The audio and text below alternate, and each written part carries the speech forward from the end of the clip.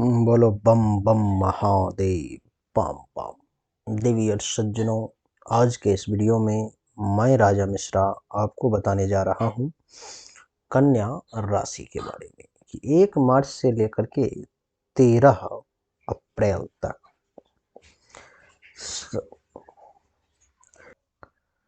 समय के नए रूप की पहचान होने जा रही है। समय एक नए रूप में अपना अस्तित्व देने जा रहा है कन्या राशि वाले जातक को।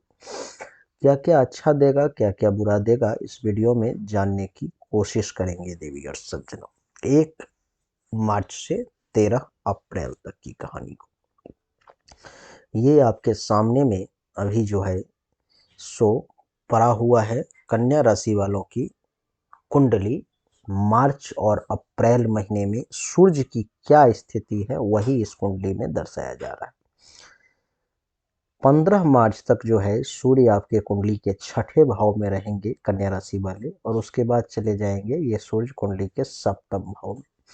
तो छठे भाव में जब तक रहेंगे उसका क्या प्रभाव होगा उसको पहले समझेंगे, उसके बाद समझेंगे जो सप्तम भाव में जाने पर में उसका क्या प्रभाव होगा।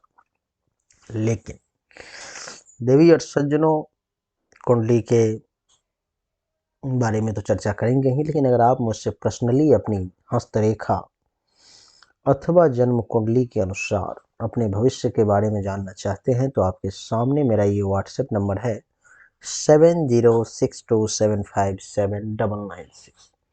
इस नंबर पर में आप अपनी जन्म तारीख, जन्म समय, जन्म स्थान और दोनों हाथ के हथेली का फोटो अवश्य भेजें, जिससे आपको सही और एक्यूरेट जानकारी प्राप्त हो पाएगी। देवी और सज्जनों, ये एक पेड सर्विस है, तो ये फीस जमा करने के बाद ही आपको सही जानकारी मिलेगी। आइए चर्चा को आरंभ करते हैं और जानने की कोशिश करते हैं कि सूर्य का आखिर क्या प्रभाव रहेगा आपके ऊपर में।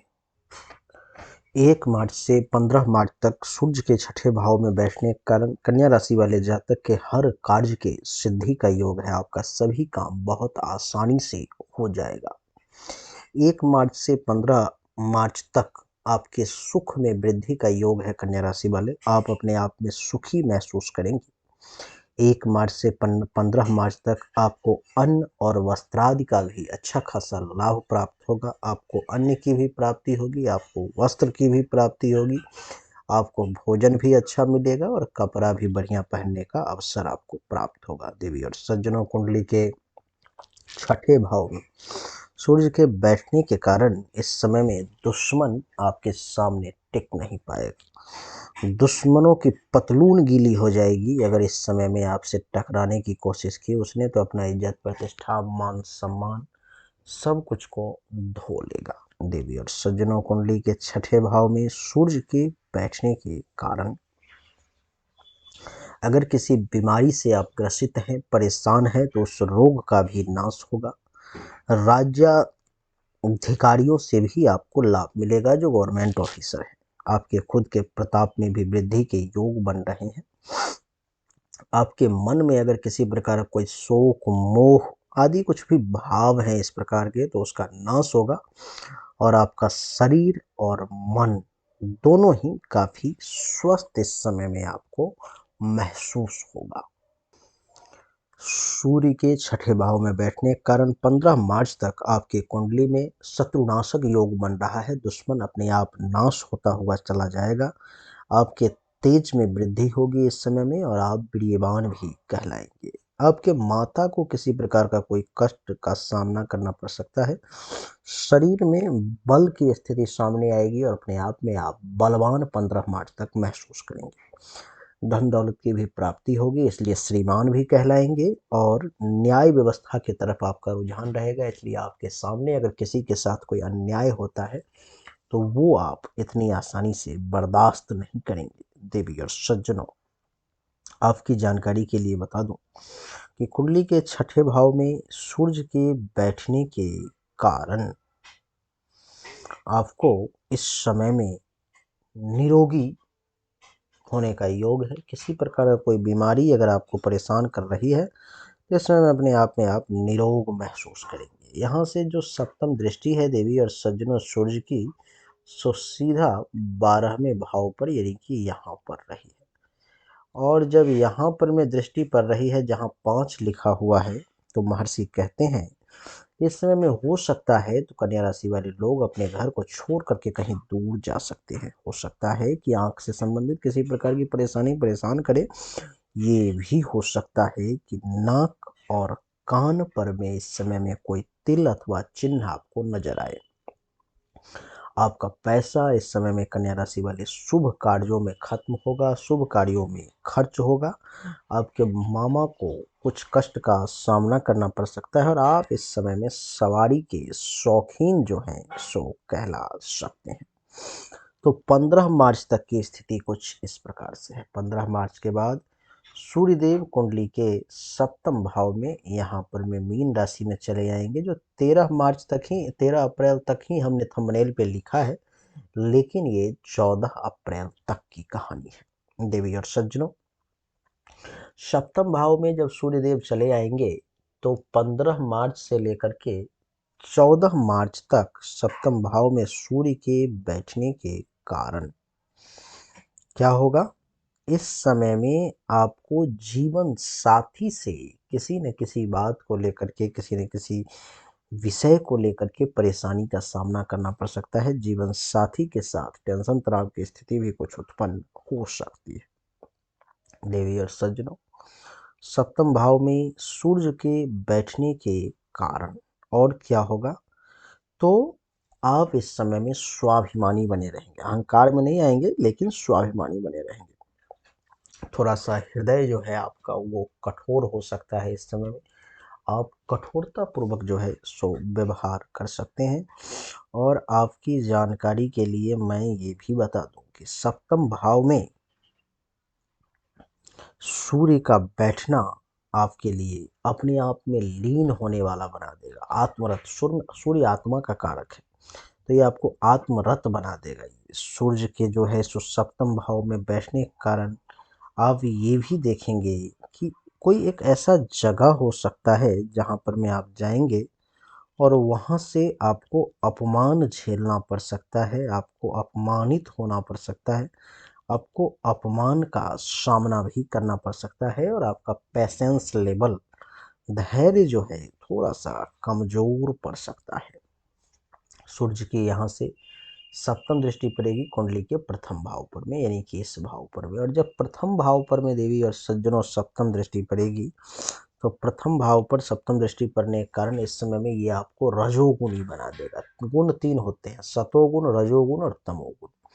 तो रजोगुणी होने का अर्थ ये हुआ देवी और सज्जनों कि आप इस समय में राजाओं जैसी जिंदगी जीना चाहेंगे। आपके शौक मौज कुछ उस लेवल के होंगे जिस प्रकार से राजाओं के होते हैं।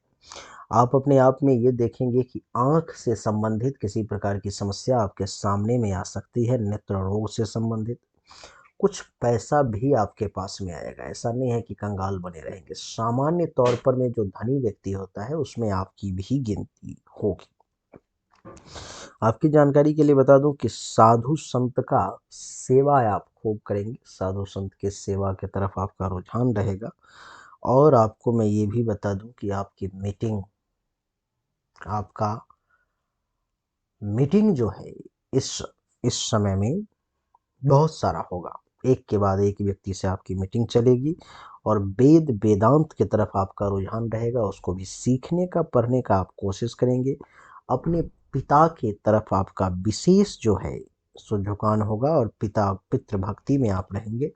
बड़े लोगों से भी आपको मान सम्मान की प्राप्ति होगी और जो मेडिकल फील्ड से जुड़े हुए लोग हैं उनको खूब मान सम्मान का प्राप्ति होगी। लेकिन सप्तम भाव में सूर्य के बैठने के कारण कुछ परेशानी का भी आपको 15 मार्च से लेकर के 14 अप्रैल तक कुछ सामना करना पड़ सकता है। जैसे कि रवि और सज्जनों, महर्षि कहते हैं कि इस समय में दाम्पत्य जीवन में कुछ वैमनस्यता की स्थिति सामने आ सकती है। पति पत्नी के बीच में बच्चा और जीवन साथी किसी मामले में बीमार पड़ सकता है, जिसके कारण से आप थोड़े से परेशान हो सकते हैं। कार्य में सफलता इतनी आसानी से मिलती हुई नजर नहीं आ रही है। बिजनेस व्यवसाय में कुछ बाधाएं भी उत्पन्न होती हुई आपको महसूस होगी। कुछ यात्राएं भी करनी पड़ेंगी, लेकिन वो कष्टकारी होंगी। पेट से संबंधित पीड़ा, सिर पीड़ा, ये सब आपको परेशान कर सकता है और धन और मान सम्मान में भी कहीं न कहीं एक आध जगह नुकसान के योग दिखाई दे रहे हैं। तो देवी और सज्जनों, कन्या राशि वालों के लिए यही थी 1 मार्च से 14 अप्रैल तक की कहानी, जिसमें हमने आपको बताने का प्रयास किया कि आपके लिए आखिर ये समय कैसा रहेगा। बहुत सारे लोग ऐसे होते हैं जो कहते हैं कि गुरुदेव, बहुत अच्छी अच्छी बातें हमारे बारे में, हमारी राशि के बारे में सुनने को मिलता है, लेकिन वास्तविक जीवन में हमें कुछ अच्छा फल मिलता नहीं है। बहुत लोग, यानी कि लगभग मैं अनुभव करता हूँ कि 10% लोग मुझसे ऐसे कांटेक्ट करते हैं जिनको राशि फल जिनके ऊपर में लागू नहीं होता। अच्छा रिजल्ट है तो नहीं मिलता है, बुरा है तो मिल जाता है। तो निश्चित तौर पे आपके भाग्य का दोष है।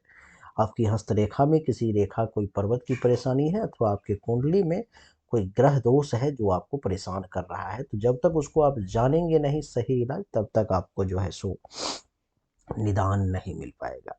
अगर आप जानना चाहते हैं तो हमने आपके लिए ये व्हाट्सएप नंबर प्रदान किया है 7062757996।